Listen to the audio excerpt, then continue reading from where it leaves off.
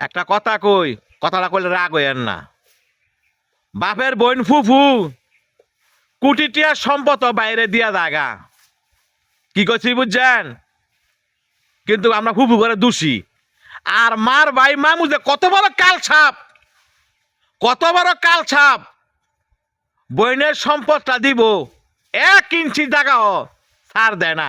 এই হচ্ছে একটা মামু, এত বড় রাক্ষস। বইনগর সম্পদ বাকিনগর সম্পদ গিল্লা খাইতে এত মজা লাগে ওনার, যেটা বাসা প্রকাশ করার মতো না। তো এইটাই কইছি, বর্তমানে যা কিছুই কন, বাপের ভাই চাচা আর মার ভাই মামু 1 নম্বর কাল সাপ। কথাটা তিতা লাগলো, কথাটা সত্যি। আরে কাল সাপ মরার পরে তো কয় বড় যাইবেন? কাল সাপ মরার পরে কি দিবেন গে জবটা কন্যাকারে? দেখছেন কি করে দেখেন জুমে, হক কথা কইলে জুমে।